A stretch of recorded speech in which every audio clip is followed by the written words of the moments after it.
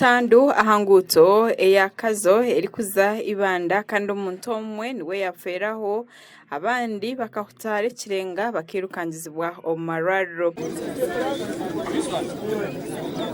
Mwanya ukuneza kurusha izina cyaho hamwe ndakigana kutamubwira afande mu kitongore osi umwanya upeza kumanyisa na wamanyisa abakuru bakazo ba traffic nabo kutwadriho mushaha cye bija batwika ukwija bakakwata motoka je bakabasa kudiskasika bakiyamo umutundu gw'umuntu bakaguteka motoka endije bakatwara umwiro waro. Abataka butandeji bajejekera abo kushanga ngwe nguteji teine hampsi ekibari kugira ngo abantu bari kabatano nibo baferire ahamwanya nigo gumwe shaba abayura bakwasa kutiyamba bakateraho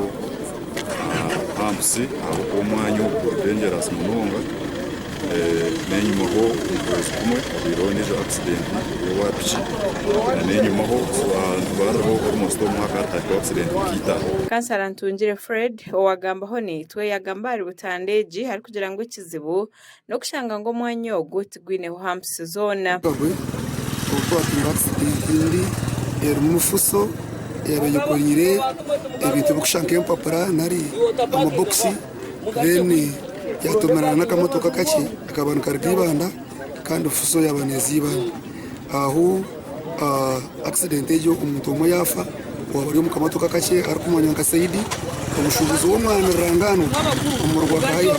Chairman w'entebe ya katano wa district ya Kazo Reverend Samuel Mugishaka Tugunda nawe yayekira mwanyogu kandi yahamiza abantu ngo bakabagambiriho n'ekitongore cya Yunura okubateraho hampsi ngo kandi obwahati nibija kureba ngo eshongeji bagikoraho komuningo gumwe ko kutambira amagara g'abantu cyamazimege ngo utaha hantu hahasire hene aba natura abantu bagira accidents twose tugamara bayinura ngo bateho hampsi n'abayinura n'aba ministry ya works konka kumanya wenje nacyo tuwaki